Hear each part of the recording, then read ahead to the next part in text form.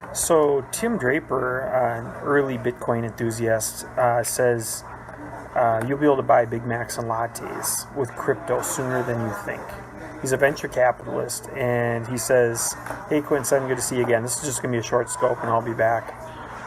Quinton, there's definitely a change in the live viewers. There's something not. Hey, thanks for inviting people. I definitely don't think the numbers are working right on Periscope right now. I do think if you do one for a couple hours, I do think you can get some people on. But Crypto Maniac's doing one right, not Crypto Maniac, but Crypto Somniac's doing one right now with like 20 people live, and usually he gets 150 to 200 live, at least 120 probably. So I don't think the numbers are counting right on Periscope, but he says that you'll be able to buy Big Macs and lattes sooner than you think. This venture capitalist. All the Periscope's not notifying for people right now. That you're not getting the notifications, or they're turned off, or that's why swipe and invite is so important. Oh yeah, inviting other people, absolutely. So you think that they turned off the invitations on Periscope? People aren't, because I turned mine off a long time ago, but yeah, that would definitely make people not on as much, so then you would have to almost be on for a while before people catch you. I haven't heard about George Soros' utilization for it. I did see he was. I saw that he was on Periscope yesterday. He had like 67,000 views. I caught about 5 seconds of it. Um, but yeah, he gets a lot of bad press. People don't like that guy so much. But I looked him up, and he was. I googled it yesterday. He's 87 years old. That's pretty up there. But yeah. So this venture capitalist says you go somebody that him and I might go downtown area. So I'll probably end this scope. But he says if you go to music is my peace of mind. Welcome. He says if you go to Starbucks, I think this is an extreme comment because if you go to Starbucks, McDonald's in 5 years from now, he goes they'll laugh at you if you try to use a fiat currency. I think that's kind of extreme. I mean, because he thinks the cryptocurrency will be able to just buy just any everyday stuff from Big Macs to lattes or whatever. Because he just says there's a real need for a global currency. So, yeah, it looks like we're getting a few people jumping on here. I gotta go take this call, but Tim Draper, early Bitcoin enthusiast who's a venture capitalist, he's the one that actually said that. So other than that, I'll just catch you guys. No, Bitcoin's not quite that low yet. I should go check. LT Miller, good to see you back.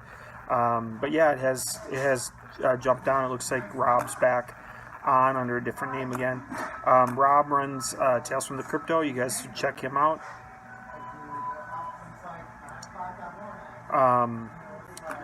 And yeah, hey LT, good to see you on here. Those companies like Starbucks, is it 1,000 a coin? You know, I have to check. When I checked a day or two ago, it was like 1,100 or something like that. Yeah, you're saying Dunkin' Donuts. They already have apps similar to one. Yeah, there's another app similar to Bitcoin. Hey, thanks, Newtonas, for inviting followers. I appreciate it. I always appreciate it when other people invite people. They use QR codes. Yeah, there's actually another article on CNBC about that as well. I have not. Maybe I'll go do one on that particular one. 1,100. Okay. Yeah, there was one about. There's actually a headline on CNBC right now. I saw it earlier. It was something like there's going to be trading of whatever when you're buying your Starbucks, but it's not going to be cryptocurrency. Electronic payment on the consumer level. Yeah, yep. So it'll be something digital, right? But yeah, hey LT Miller, thanks for sharing on Twitter. Appreciate it. That helps out a lot. Where are the dinosaurs? What do you mean? Where do you mean by dinosaurs? Do you mean like people that are behind on technology, or what do you mean by that? Hey Rob, thanks for inviting the people. That's good to see a bunch of people. What do you think about the Amazon Go Store? I think it was cool. I actually first heard about it. I don't know if you guys did, about 8 months ago. They were showing what it was going to look like, but it's cool to see that it's out now. It's really crazy how it works, but yeah, the dinosaurs are. Hey, speaking of the dinosaurs being extinct, lizard people. Yeah, I've looked into that. So they weren't able to adapt to the change. Yeah, there's actually an article I was just reading off my friends. It said the polar shifts are they're shifting, and they talked about how it had really shifted for like 738,000 years. Maybe Google that. Somebody just posted it a few hours ago. I've been paying for things with QR codes for years. Actually, I had I bought about 4 or 5 years ago. I bought 11 QR code domain names. I was able to sell one of them. You know, I bought them for like $8-9. I was able to sell one for $1,100 pretty easily. I had a hard time selling the other QR code domain names because they just didn't really take off in the US that much.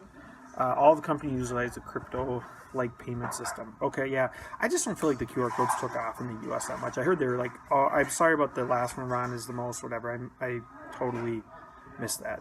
Smart investment. Yeah, the QR code thing is really big in Japan. It's really big in other parts of the world. It just didn't. I was kind of betting on it that it would take off and be bigger here in the U.S., but it just really wasn't. So the domain names didn't have the demand I wanted, but yeah, China and Japan. So yeah, I was happy. I mean, one of my 10 domain names. I've done well on a few domain names, but sold for like 1,100. Welcome, Johnny Boy. Coupons for $1,100. So I don't know what that means. If you're talking about $1,100 is how much Bitcoin is right now, if that's where it's trading at. So if you haven't checked the earlier scope, we talked about the NEM thing. I said that there was, yeah, Johnny, I'll try to catch it here, 400 million missing, 500 million plus in NEM coins. The article on CNBC actually says a lot higher than that. What is his most important market indicator to take a specific position on a particular coin? Crazy.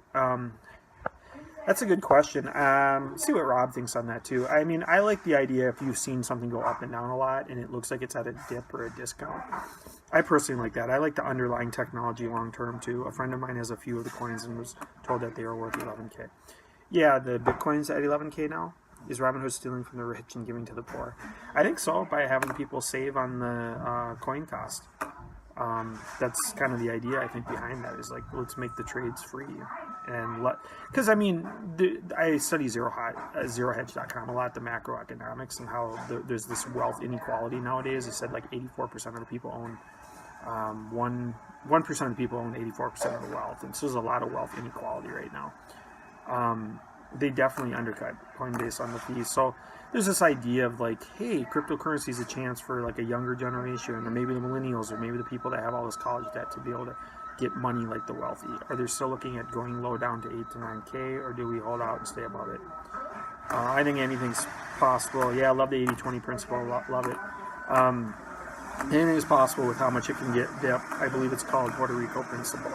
I'm a big believer in the supply and demand. I'm a big believer in if I've got a scope right now and we've got 15 or 20 people live and 5 other people go live on Periscope right now, that my numbers are going to go down and some of those people are going to go off to the other people on Periscope. I just think the same thing happens with cryptocurrencies. I just really believe that. Because it's just a supply and demand thing, and money's moving in the markets. There's some stuff happening in the bond market right now. They're seeing the yield percentage go up higher than they've ever seen it in a while. Let's put it that way. So then the bond prices have to come down, and people might start buying, doing well still.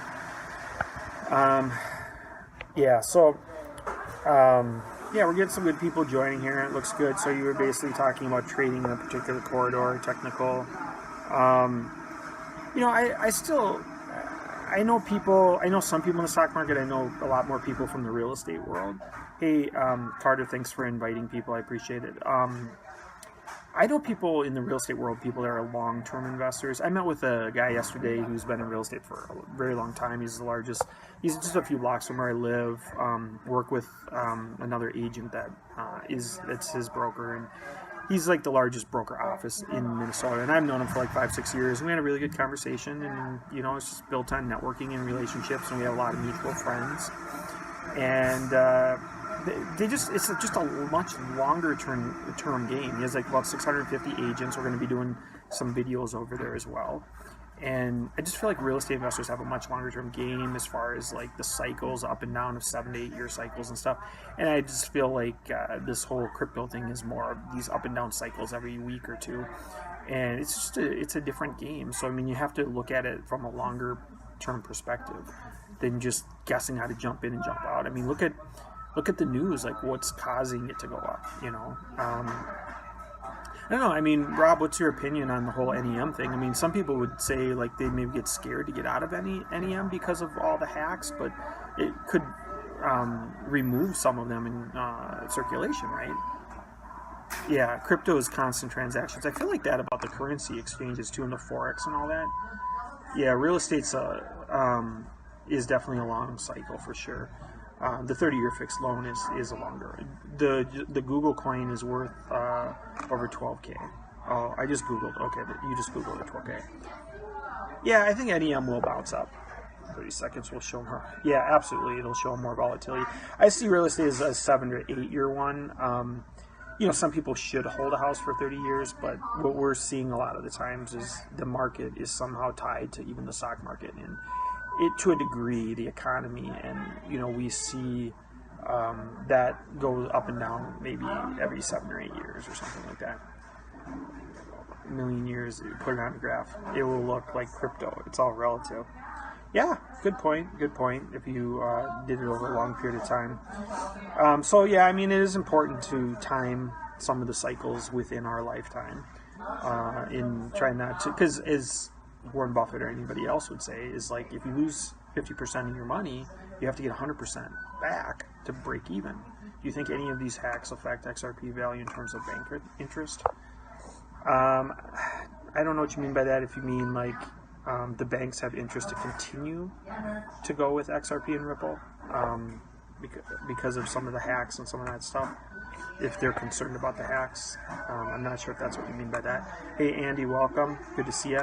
Well, tell you what, I'm going to come back on in just a short bit. I appreciate all the invited people, and I just need to make this phone call, see if we're going downstairs.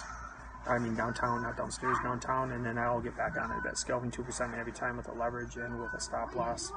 The hack occurred to an exchange. Did you ever play Counter-Strike? I didn't play Counter-Strike. No.